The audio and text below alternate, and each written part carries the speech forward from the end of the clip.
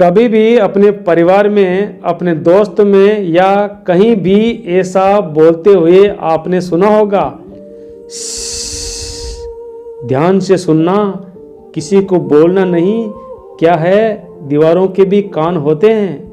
लेकिन सोचने की बात है, ये शब्द हमारे मुंह से कब कब निकलते हैं और कब हमें सुनने को मिलते हैं, क्योंकि ऐसे बहुत ही कम राज होते हैं जो हम नहीं चाहते कि कोई दूसरा सुन ले। कहीं ना कहीं हमारे परिवार में दुखों का कारण हम खुद ही होते हैं, चाहे आप मानो या ना मानो, पर यही सत्य है। क्योंकि जाने अनजाने बहुत सी ऐसी बातें हैं जो हम दूसरों को बता देते हैं, जो हमें कभी भी नहीं बतानी चाहिए, और वही बातें जाने अनजाने हम दूसरों को बताते हैं, हमारे दुखों का कारण बन जाती है और बाद में हमें बहुत पछतावा होता है। इसलिए आज मैं आपको भगवान बुद्ध की कहानी सुनाने वाला हूँ, जो सुनने के बाद आपको 7 ऐसी बातें पता चलेगी जो आपको कभी किसी को नहीं बतानी है। और ये 7 बातें जो किसी को नहीं बतानी है और क्यों नहीं बतानी है, इसके पीछे का रहस्य भी मैं आपको बताऊंगा। इससे पहले कि आप बुद्ध की कहानी में खो जाओ, प्लीज चैनल को सब्सक्राइब जरूर कर ले। तो अब कहानी शुरू करते हैं। एक समय की बात है, एक नगर में एक संपत नाम का युवक रहता था और संपत अत्यधिक गरीब था।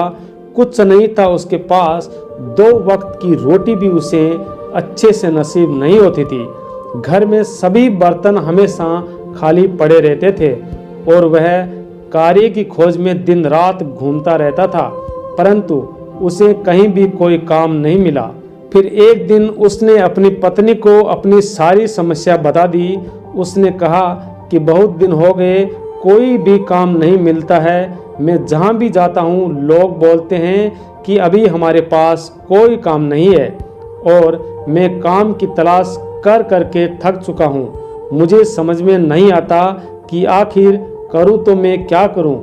अब मैं अपने बच्चों का पेट कैसे भरूँगा, मैं उन्हें कैसे पालूँगा, यही चिंता मुझे रात दिन परेशान करती रहती है।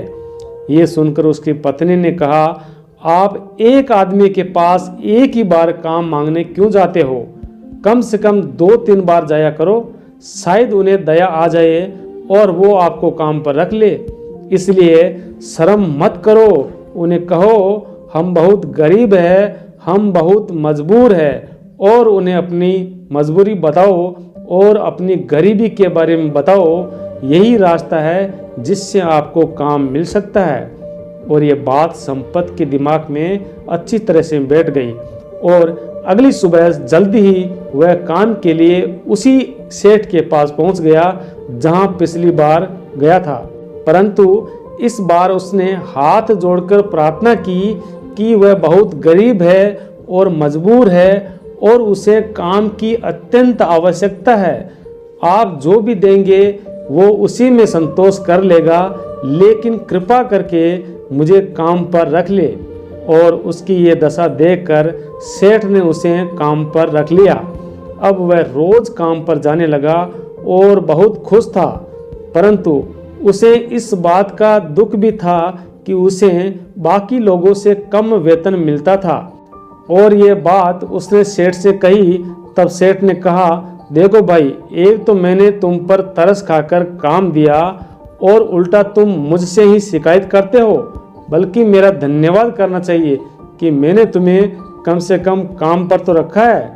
और ये सुनकर संपत चुप हो गया, क्योंकि बात कहीं ना कहीं सत्य थी, क्योंकि सेठ ने उसे उसकी मजबूरी के हिसाब से ही काम दिया था और इसलिए वह उसके अनुसार ही वेतन देता था। लेकिन धीरे धीरे ये बात संपत ने अपने रिश्तेदारों एवं अपने सभी मित्रों को भी बताना शुरू कर दिया कि उसका सेठ कैसा व्यक्ति है और उसे कितना वेतन देता है।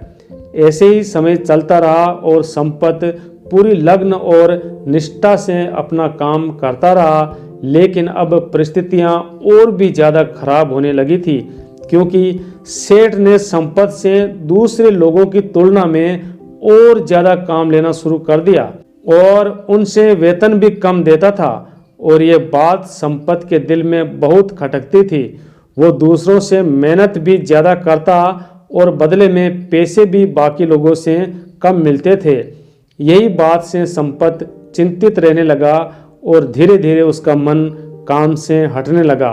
और जाहिर है कि ऐसे काम में किसी का भी मन नहीं लगेगा जहां व्यक्ति को अपने आत्मसम्मान के साथ समझौता करना पड़े। इसलिए संपत ने अपना काम छोड़ दिया और घर पर आकर खाली बैठ गया।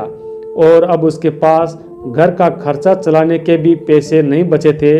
इसलिए उसने अपने मित्रों एवं रिश्तेदारों से सहायता मांगनी शुरू की। लेकिन उसके दोस्त उसके सामने तो उससे हमदर्दी जताते थे, दया का पात्र समझते थे, परंतु पीछे से उसका मजाक उड़ाते थे और कहते थे, सेठ ने इतना काम लिया और पैसे भी नहीं दिए। अगर हम इसे पैसे दे देंगे, क्या कल हमारा पैसा लौटा पाएगा? काम तो इसके पास है नहीं, पैसा कहाँ से ला कर देगा? और अब संपत की हालत दिन ब दिन खराब होती जा रही थी। वही दोस्त, वही सगे संबंधी जो अपने होने का दिखावा करते थे और उसे दया का पात्र समझ रहे थे, सब लोग उसे ज्ञान तो बहुत देते थे, परंतु सहायता कोई भी नहीं। और अक्सर हमारे जीवन में ऐसा ही होता है। ज्ञान देने वाले तो बहुत मिल जाते हैं, मगर जब साथ देने की बात आती है तब एक भी नज़र नहीं आता। और एक दिन संपत को पता चला कि पड़ोस के गांव में एक बौद्ध भिक्षु आए जो बहुत ज्ञानी है। और संपत का जीवन इतना दुखमय था कि उसे कुछ भी समझ में नहीं आ रहा था। इसलिए संपत बौद्ध भिक्षु के पास पहुंच जाता है और वहां पहुंचते ही वो उनके पैरों में गिरकर रोने लगता है और रोते रोते उन्हें अपनी सारी परिस्थिति बताता है और उन्हें बताता है कि किस तरह से सेठ और उसके सगे संबंधियों ने उसका फायदा उठाया। सारी बातें सुनकर और संपत को चुप कराते हुए बौद्ध भिक्षु ने कहा, ये सारी बातें तुम्हारी बुद्धिहीनता एवं तुम्हारी मूर्खता के कारण उत्पन्न हुई है। अगर तुम्हारे भीतर विवेक और समझ होती तो एक भी समस्या तुम्हारे चित्त को विचलित नहीं कर पाती, लेकिन तुमने अपनी मूर्खतावश और बिना समझदारी को काम में लिए अपने खुद के जीवन में कांटे बो दिए। इसलिए आज मैं तुम्हें 7 बातें बताने जा रहा हूँ जो भूलकर भी किसी को नहीं बताना है। पहली बात जो किसी को नहीं बतानी चाहिए वो है अपनी मजबूरी। अपनी मजबूरी का दिखावा करके दूसरों की दया का पात्र बनके उनकी सहायता लेने की गलती कभी मत करना। हो सकता है आज वो तुम्हारी मजबूरी देखकर तुम्हारी सहायता कर दे, परंतु कल वो तुम्हारा फायदा उठाने पर भी नहीं चुकेंगे। इसलिए कभी भी अपनी मजबूरी का दिखावा मत करो। घर में जो भी रूखी सूखी है खाकर सो जाओ, लेकिन दूसरों को भनक भी नहीं लगनी चाहिए। दूसरी बात कभी भी किसी को नहीं बतानी चाहिए, वो है अपने बीते हुए कल की गलतियां और भविष्य में अपना लक्ष्य। जरा सोचो, हम हमारे अतीत की गलतियां दूसरों को बताते हैं तो उसका क्या परिणाम होगा? वो गलतियां ठीक तो नहीं हो सकती, फिर भी किसी को बताने का क्या प्रयोजन रह जाता है?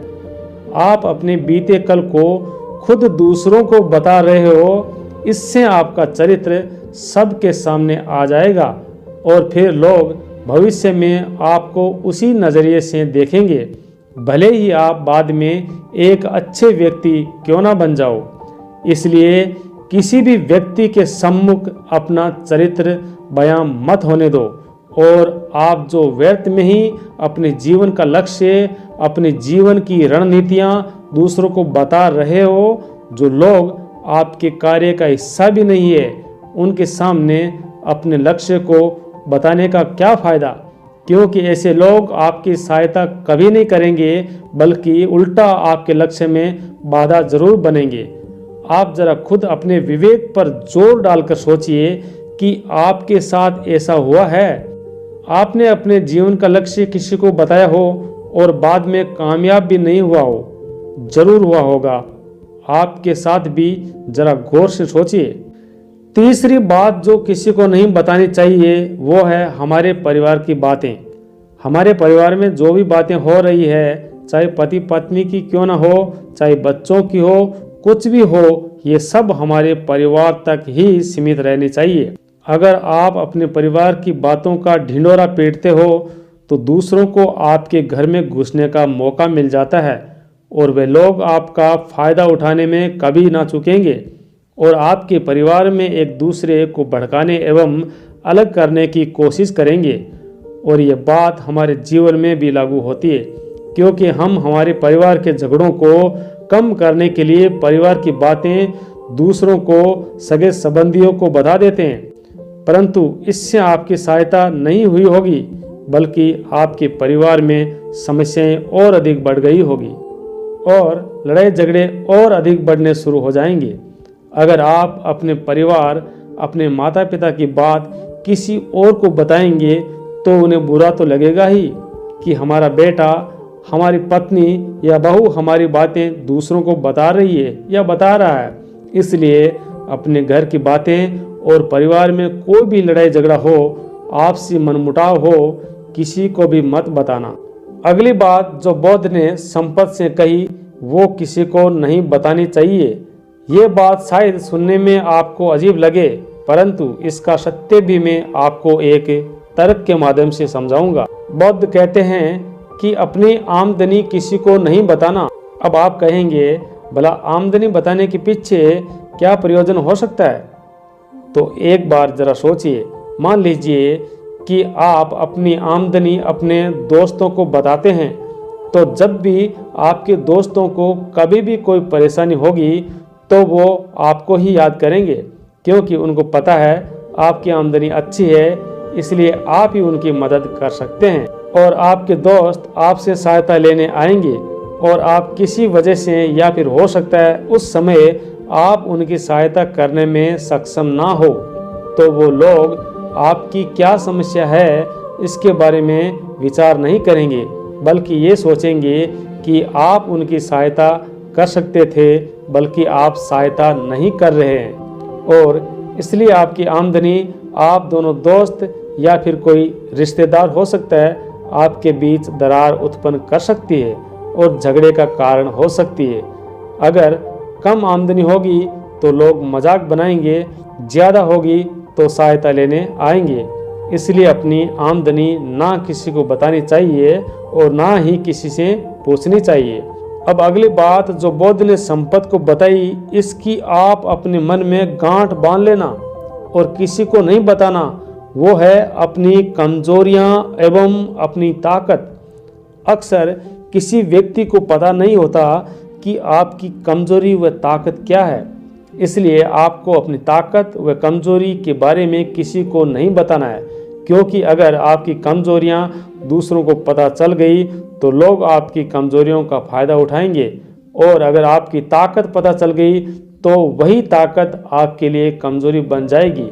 सत्य कहूँ तो अपनी कमजोरी अपने पति एवं पत्नी तक भी नहीं बतानी चाहिए, क्योंकि इसके कारण आपको घर में हमेशा दब के रहना पड़ेगा और नहीं तो घर में लड़ाई झगड़े एवं कलेश होना शुरू हो जाएगा। अगली बात जो किसी को नहीं बतानी चाहिए वो है आपके मित्र एवं आपके शत्रु। अगर आप अपने मित्रों के बारे में दूसरों को बताएंगे तो वह आपके मित्रों के साथ दोस्ती कर आपको धोखा दिलवा सकते हैं, आपके दोस्तों को आपसे अलग करने की कोशिश कर सकते हैं। अक्सर आम आदमी ऐसा नहीं करेगा, परंतु आपके दुश्मन जरूर कर सकते हैं। और दूसरी तरफ आपके शत्रुओं का भी पता नहीं लगना चाहिए, क्योंकि मान लीजिए आज आपका कोई दोस्त है, वो कल आपका दुश्मन बन जाए तो वह आपके दुश्मन के साथ मिलकर आपको हानि पहुंचा सकता है। अगली और अंतिम बात जो बुद्ध ने संपत को बताई कि जो भी दान करते हो वह किसी के सामने प्रकट नहीं होने देना, क्योंकि इससे दान करना व्यर्थ हो जाता है। जब आप अपने दान का ढिंढोरा पीटते हो, लोगों को बताते हो, तो आप ये बताने की कोशिश कर रहे हो कि मैं एक बड़ा दानी हूँ, और यही भावना आपके भीतर अहंकार निर्मित करेगा। इसलिए दान जितना ही गुप्त रखे उतना ही आपके लिए अच्छा होता है। ये 7 बातें बौद्ध भिक्षु ने संपत को बताई। इनमें संसार के सभी सिद्धांत छिपे हुए हैं। इन बातों को अपने जीवन में उतार कर आप अपने घर के सभी झगड़े खत्म कर सकते हैं, हमेशा के लिए शांति स्थापित कर सकते हैं। तो दोस्तों, कैसी लगी आपको ये कहानी? अगर अच्छी लगे तो चैनल को सब्सक्राइब जरूर कर लेना। आपका दिन शुभ हो। God bless you.